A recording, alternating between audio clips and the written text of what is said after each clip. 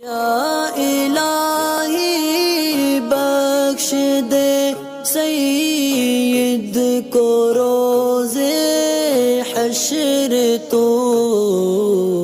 اسجد صاحب کا ایک سوال تھا، پوچھنے چاہتے تھے کہ بعض علماء جو ہے نا ہمارے اہل حدیث کو اہل حدیث بولتے ہیں، تو کیا یہ لفظ استعمال کرنا چاہیے؟ اور اہل حدیث تو ان لوگوں کو کہتے ہیں کہ جن کو 1,00,000 سے زیادہ حدیث سند کے ساتھ جو ہے نا یاد ہونی چاہیے۔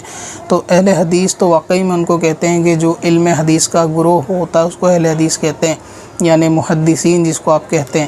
باقی یہ جو آج کل نام نہاد اہل حدیث ہیں ان کو غیر مقلد کہتے ہیں۔ انہوں نے پھر انگریزوں کو لیٹر لکھ کر اپنے لیے ریکویسٹ کری کہ ہم کو غیر مقلد کہتے ہیں، کیونکہ یہ لوگ تقلید نہیں کرتے تھے کسی بھی امام کی، سارے اماموں کے خلاف بولتے تھے کہ ہم صرف قرآن حدیث مانیں گے، کسی بڑے عالم کی پیروی نہیں کریں گے۔ یہ جھوٹ بول کر بھی یہ امام بخاری کی پیروی کرتے تھے، مکار قسم کے۔ تو اس لیے انہوں نے انگریزوں کو لیٹر دے کر ریکویسٹ کری کہ ہم کو غیر مقلد بولتے ہیں تو ہمیں اہل حدیث نام رکھا جائے، کیونکہ ہم حدیث کو مانتے ہیں۔ اب سوال یہ ہے ان جاہلوں سے کہ کیا تم صرف حدیث کو مانتے ہو، قرآن کو نہیں مانتے؟ تو اپنا نام اہل قرآن کیوں نہیں رکھوایا؟ قرآن سے نیچے حدیث پہ ہی کیوں آئے کہ اہل حدیث رکھوایا؟ اور اگر صرف قرآن اور حدیث کو مانتے ہو تو اپنا نام اہل قرآن و حدیث رکھوانا چاہیے تھا۔ تو اہل حدیث کا تو مطلب صرف حدیث والے ہو گئے نا، تو قرآن والے تو پھر بھی آپ نہیں رہے۔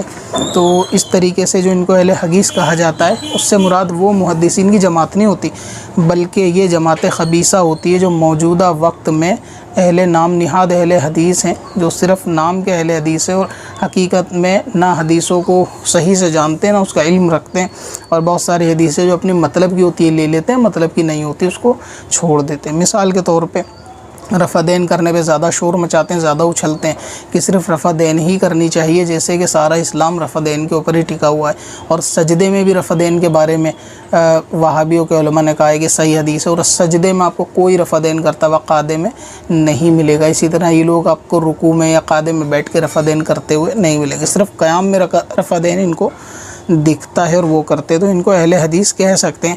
یہ ان کی توہین کے لحاظ سے علماء ان کو کہتے ہیں، جو کہ ان کی توہین، ان کی تذلیل کرنا یہ واجب بھی ہے، اور ان کی تعظیم کرنا کیونکہ حرام ہے تو اس لیے ان پہ طنز کرتے ہوئے کہتے ہیں۔ اور یہ ہر دور میں رہا ہے کہ ہر باطل سے دین کی حفاظت کرنا ضروری ہے۔ جو دین دشمن ہوتے ہیں نا، دین کے دشمن وہ ظاہر بھی ہوتے ہیں اور باطن بھی ہوتے ہیں۔ جو کھلے دشمن ہیں وہ تو رہتے ہی کھلے دشمن ہیں، لیکن جو چھپے دشمن ہیں وہ دین کا لبادہ اوڑھ کر جو ہے نا وہ اسلام کو کھوکھلا کرنے کی کوشش کرتے ہیں۔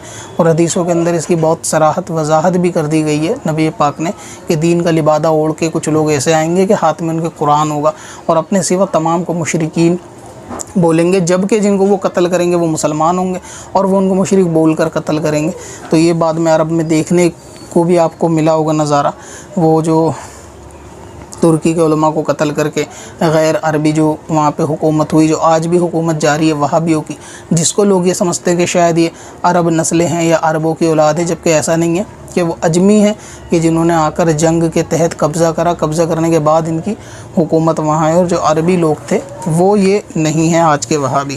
تو ان کو اہل حدیث کہنا یہ حدیث کی کوئی توہین نہیں، بلکہ ان ظالموں کی توہین ہے کہ جو توہین کے لائق ہی ہیں۔ ویب سائٹ پر ایک نیا فیچر ایڈ کیا ہے جس کا نام ہے لرن فاسٹ۔ جی ہاں، لرن فاسٹ، جیسا کہ نام سے ہی ظاہر ہے کہ اس آپشن کے ذریعے آپ علم دین فاسٹ وے میں سیکھ سکتے ہیں۔